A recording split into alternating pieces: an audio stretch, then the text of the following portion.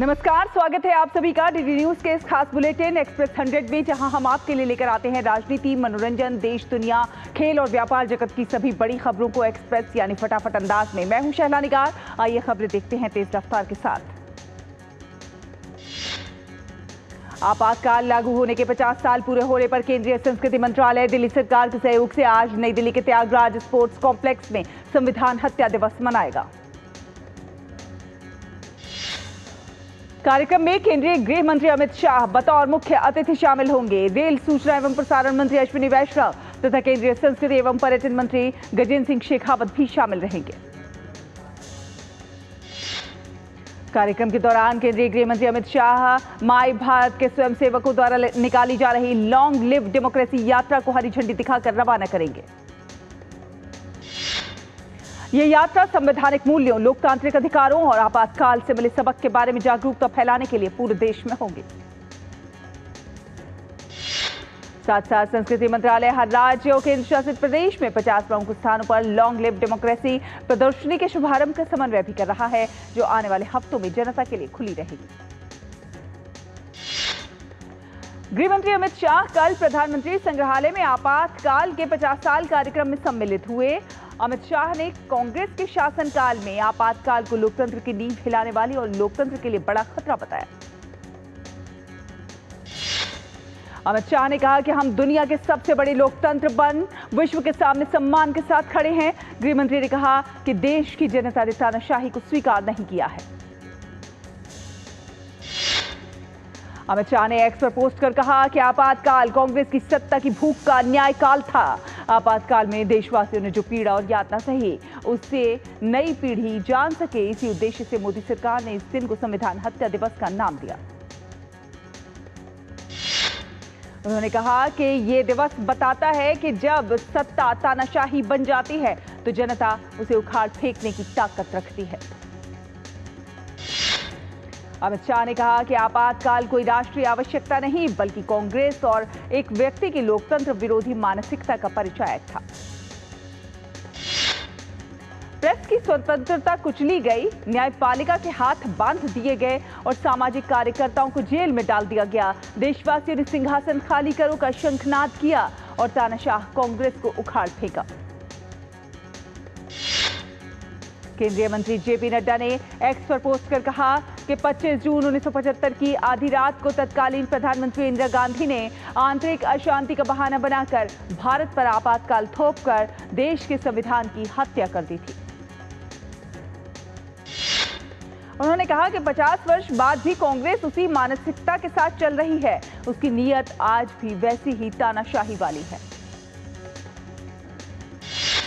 रक्षा मंत्री राजनाथ सिंह चीन के किंगडाओ में आयोजित होने वाली एससीओ की रक्षा मंत्रियों की बैठक में उच्च स्तरीय भारतीय प्रतिनिधिमंडल का नेतृत्व करेंगे। बैठक में क्षेत्रीय और अंतर्राष्ट्रीय शांति और सुरक्षा, आतंकवाद विरोधी प्रयासों और एससीओ सदस्य देशों के रक्षा मंत्रालयों के बीच सहयोग सहित कई मुद्दों पर चर्चा होगी। बैठक में रक्षा मंत्री एससीओ के सिद्धांतों के प्रति भारत की प्रतिबद्धता को व्यक्त करने, अंतर्राष्ट्रीय शांति और सुरक्षा के लिए भारत के दृष्टिकोण को रेखांकित करने पर बल देंगे। रक्षा मंत्री क्षेत्र में आतंकवाद और उग्रवाद को खत्म करने के लिए संयुक्त प्रयासों का आह्वान करने के साथ ही एससीओ में शामिल देशों के आर्थिक सहयोग की आवश्यकता पर भी जोर देंगे।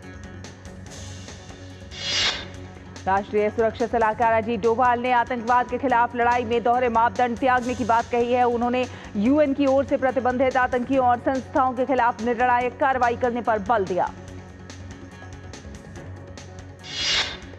राष्ट्रीय सुरक्षा सलाहकार अजीत डोभाल ने चीनी विदेश मंत्री वांग यी के साथ द्विपक्षीय बैठक भी की। दोनों देशों के बीच द्विपक्षीय संबंधों को बेहतर बनाने और सीमा पर शांति बनाए रखने की प्रतिबद्धता को दोहराया।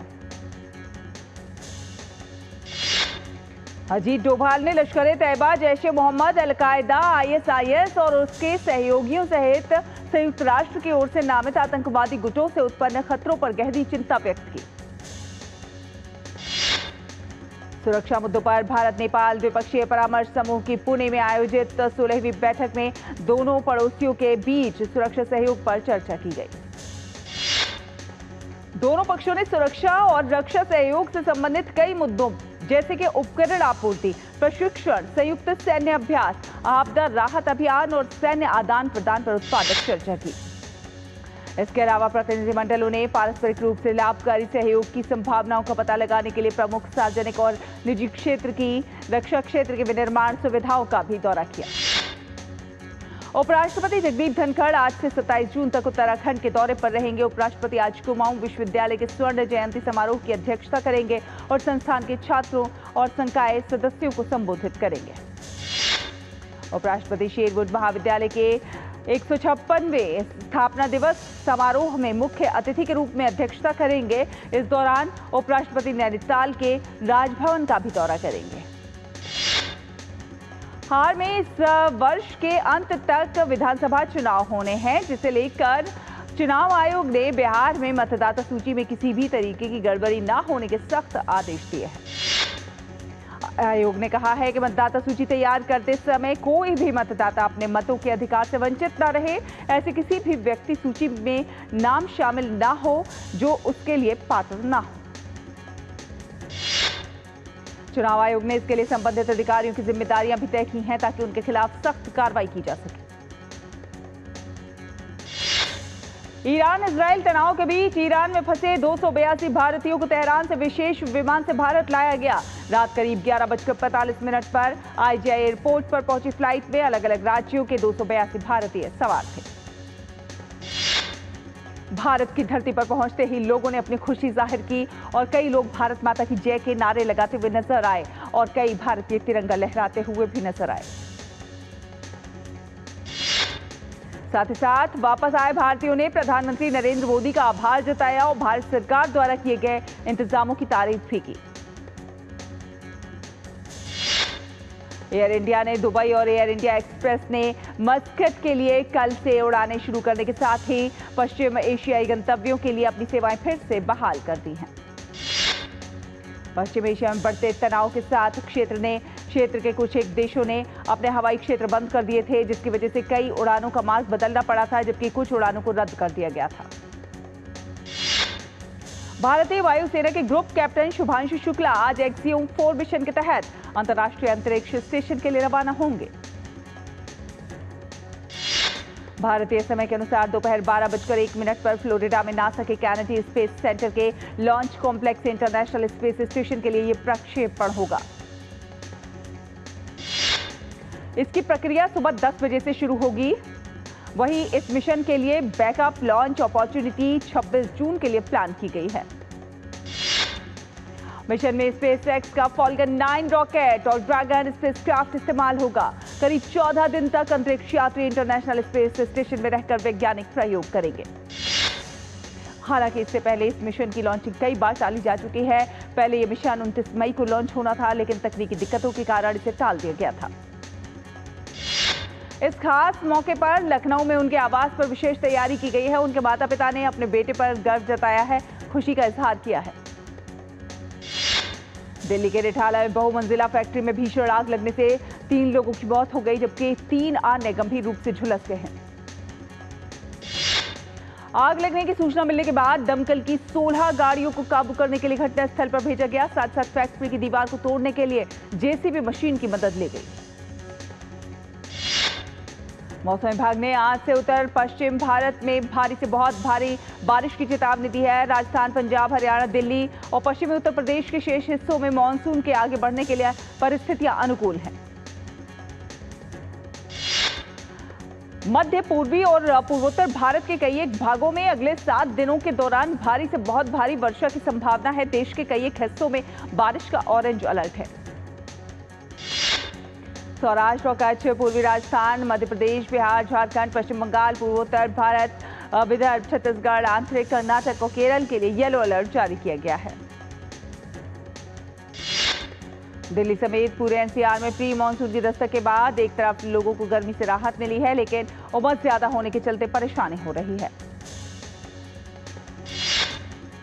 वहीं मौसम विभाग ने इस पूरे हफ्ते में दिल्ली और आसपास के लिए येलो अलर्ट जारी कर रखा है और संभावना जताई है कि लोगों का सामना तेज बारिश और तेज हवा से हो सकता है। मौसम विभाग के मुताबिक येलो अलर्ट के 29 जून तक सक्रिय रहने की संभावना है। आज और कल दिल्ली में पूरे दिन भर बिजली के साथ बारिश के संकेत हैं, साथ साथ तेज हवाएं भी चल सकती हैं। मॉनसून के सक्रिय होने के साथ ही मौसम विज्ञान विभाग ने मुंबई में 28 जून तक समुद्र में हाई टाइड की चेतावनी जारी की है। आईएमडी ने मुंबई के लिए 26 जून तक येलो अलर्ट जारी किया है। आईएमडी के मुताबिक मुंबई में आज बारिश पिछले दिनों के मुकाबले थोड़ी कम हो सकती है। मध्यम बारिश होने का अनुमान है, लेकिन कल 26 जून को फिर से भारी बारिश हो सकती है। जम्मू कश्मीर में तेज बारिश हो रही है, जिसके चलते राजौरी की नदियों का जलस्तर बढ़ गया है। इलाके में बाढ़ का खतरा मंडराने लगा है।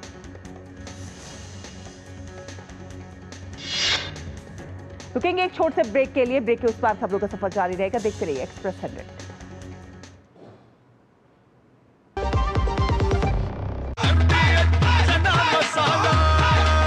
अब छोलिया हो या लोबिया, सफेद चने या काले चने, सब कुछ मजेदार बने। मेरी पसंद, मेरी पसंद, मेरी पसंद, मेरी पसंद, हमारी पसंद, हम सबकी पसंद। मजबूत देश का मजबूत सरिया हो गया स्टील। ब्रेक के बाद स्वागत है। आप देख रहे हैं एक्सप्रेस 100। चलिए रुक करते हैं कुछ अन्य खबरों का। वित्त मंत्री निर्मला सीतारमण ने कहा है कि अमेरिका और यूरोपीय संघ के साथ प्रस्तावित मुक्त व्यापार समझौते पर बातचीत जल्दी ही पूरी होने वाली है। साथ साथ वैश्विक अनिश्चितताओं के बावजूद भारत के निर्यात में मजबूत वृद्धि हुई है। वित्त मंत्री ने कहा कि वित्त वर्ष 2025 में वस्तुओं और सेवाओं का कुल निर्यात $825 अरब के रिकॉर्ड स्तर पर पहुंच गया।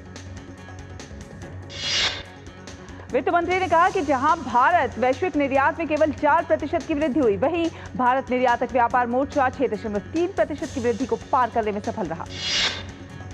केंद्र सरकार ने किसानों को उनकी उपज का उचित मूल्य सुनिश्चित करने के लिए मध्य प्रदेश से मूंग और उड़द और उत्तर प्रदेश से उड़द की खरीद न्यूनतम समर्थन मूल्य MSP पर करने का निर्णय लिया है। केंद्रीय कृषि मंत्री शिवराज सिंह चौहान ने मध्य प्रदेश और उत्तर प्रदेश के कृषि मंत्रियों के साथ बैठक की और मूल्य समर्थन योजना PSS के तहत खरीद को मंजूरी दी। बैठक के दौरान शिवराज सिंह चौहान ने कहा कि किसानों से सीधी खरीद से बिचौलियों का प्रभाव कम होगा और किसानों तक वास्तविक लाभ पहुंच सकेगा। केंद्रीय संचार मंत्री ज्योतिरादित्य सिंधिया ने विश्व वाईफाई दिवस 2025 के अवसर पर कहा कि सरकार देश भर में वाईफाई कवरेज को व्यापक और गहन सुनिश्चित करने के लिए साहसिक कदम उठा रही है, जिससे सभी क्षेत्रों में विकास को बढ़ावा मिलेगा। केंद्रीय मंत्री ज्योतिरादित्य सिंधिया ने पुष्टि की कि देश 6 गीगाहर्ट्ज स्पेक्ट्रम को लाइसेंस मुक्त करने की दिशा में आगे बढ़ रहा है, जो एक महत्वपूर्ण कदम है, जिससे तेज और अधिक विश्वसनीय इंटरनेट संभव होगा। EMR की एक रिपोर्ट के अनुसार भारत में 5G ग्राहकों की संख्या 2030 तक 3 गुना बढ़कर लगभग 98 करोड़ होने का अनुमान। देश के भीतर हवाई यात्रा करने वाले यात्रियों की संख्या मई में सालाना आधार पर 1.89% बढ़कर 140.56 लाख हुई। नागर विमानन महानिदेशालय ने इस बात की जानकारी दी है।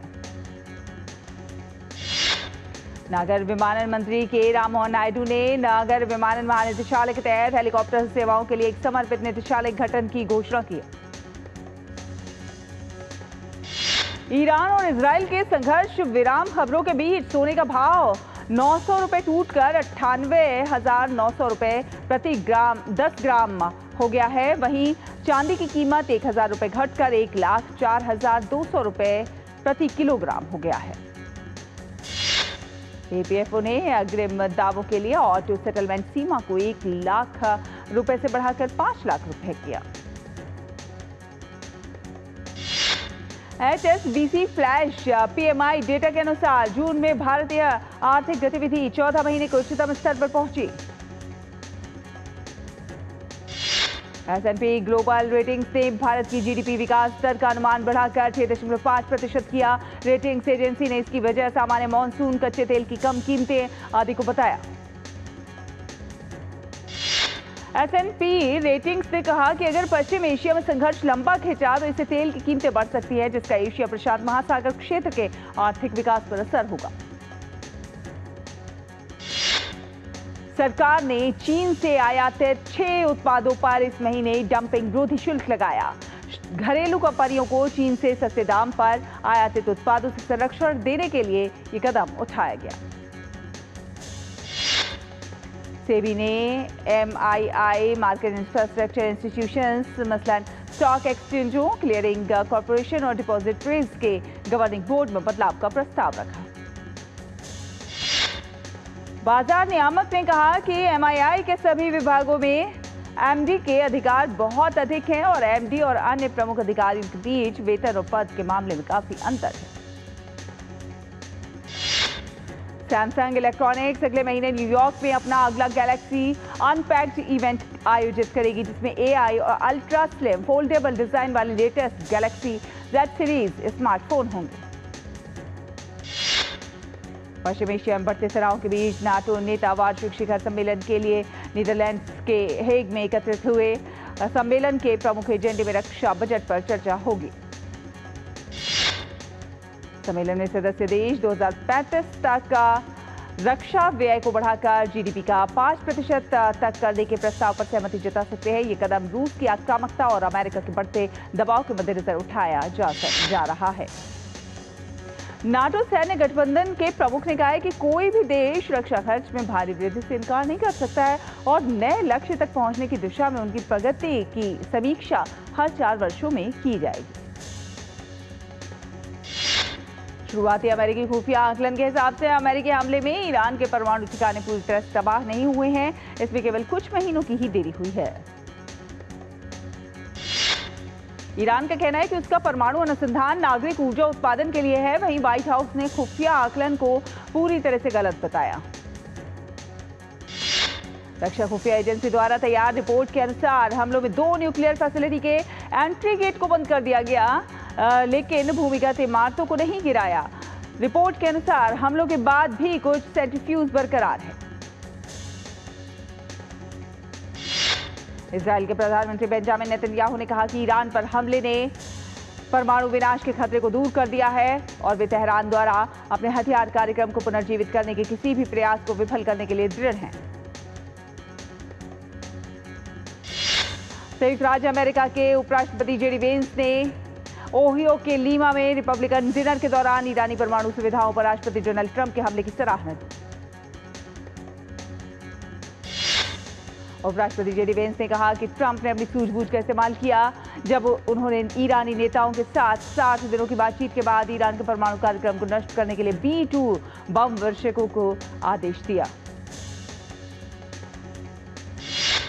सीरिया के गृह मंत्रालय के प्रवक्ता ने दावा किया कि दमिश्क के पास एक चर्च पर हुए घातक बम विस्फोट के पीछे आतंकवादी संगठन इस्लामिक स्टेट समूह का हाथ था।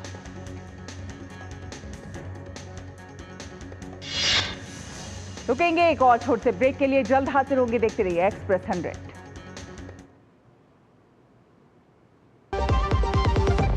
सस्ते वाले दाल मसाले स्वाद हुआ बेकार। MDH की हल्दी मिर्ची धनिया करे कमाल। ये रंग दे, ये खुशबू दे, ये तीखा, ये कम पड़े। क्या निराला MDH मसाला।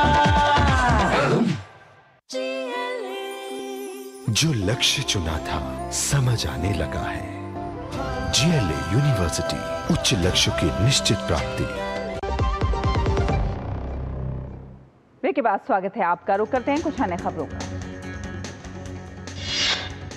सीरिया के गृह मंत्रालय के प्रवक्ता ने बताया कि एक शिया धर्मस्थल को निशाना बनाने के लिए जाते दूसरे हमलावर को पकड़ लिया गया है। उससे पूछताछ के बाद सुरक्षा बल स्लीपर सेल के नेता तक पहुंचने में कामयाब रहे। और कोलंबिया के मेडेलिन शहर के पास भारी बारिश के कारण हुए भूस्खलन में कम से कम 10 लोगों की मौत हो गई है, कई अन्य घायल हैं। ईरान के स्वास्थ्य मंत्री मोहम्मद रेजा जफर गांधी ने बताया कि पिछले 12 दिनों में इजराइल के हवाई हमलों में अब तक 606 लोगों की मौत हो चुकी है, जबकि 5332 लोग घायल हुए हैं। जफर गांधी ने बताया कि पिछले 24 घंटे अब तक के सबसे भयानक रहे, जिनमें 104 मौतें और 1342 घायल दर्ज किए गए। ये सिलसिला 13 जून से शुरू हुए हवाई हमले के बाद से लगातार जारी है।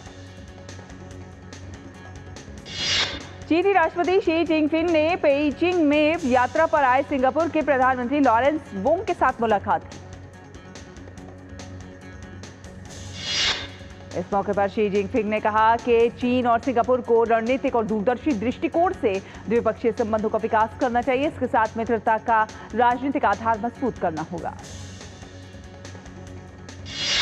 इंग्लैंड ने लीड्स टेस्ट में भारत के खिलाफ रिकॉर्ड तोड़ प्रदर्शन करते हुए 5 विकेट से जीत दर्ज की और 5 मैचों की टेस्ट श्रृंखला में 1-0 की बढ़त बना ली है। भारत ने इंग्लैंड को जीत के लिए 371 रनों का लक्ष्य दिया, जिसे मेजबान इंग्लैंड टीम ने केवल 5 विकेट खोकर अंतिम दिन हासिल कर लिया। खेल के 5वें दिन इंग्लैंड को जीत के लिए 350 रन बनाने थे, लेकिन बेन डकेट और जैक क्रॉली के बीच 188 रन की दमदार साझेदारी ने टीम के लिए जीत की इबारत लिखी। बेन डकेट ने 149 और जैक क्रॉली ने 65 रन की अहम पारी खेली।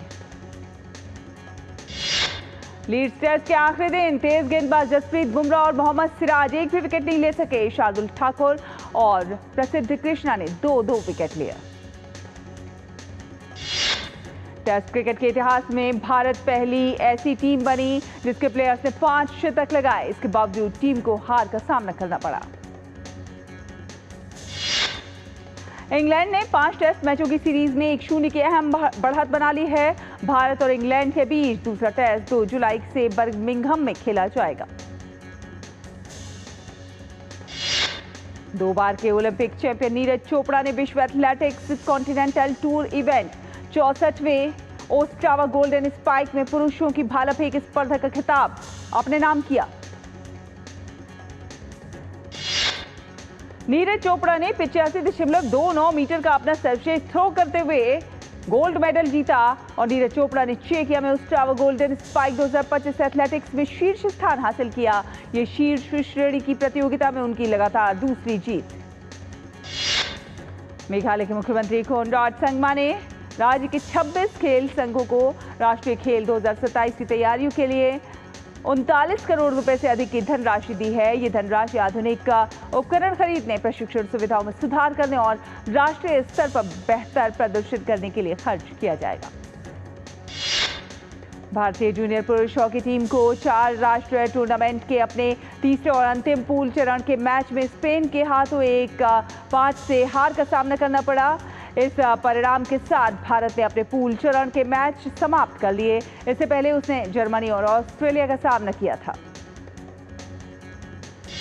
विंबलडन की पहली चैंपियनशिप की 150वीं वर्षगांठ पर सर एंडी मर्रे को टूर्नामेंट के 2027 संस्करण के दौरान विंबलडन में एक प्रतिभा के साथ सम्मानित किया जाएगा, जो टूर्नामेंट की शुरुआत के 150 साल पूरे होने का प्रतीक होगा।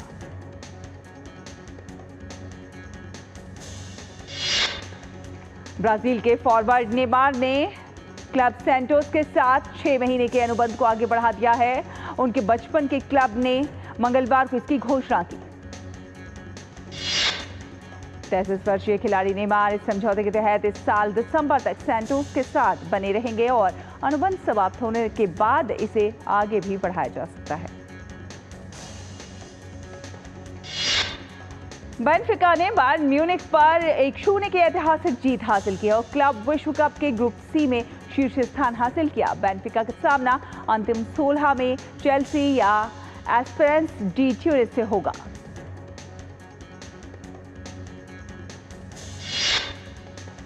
इसी के साथ एक्सप्रेस न्यूज में फिलहाल इतना ही। डीडी न्यूज पर खबरों का सफर लगातार जारी रहेगा। देखते रहिए डीडी न्यूज। नमस्कार।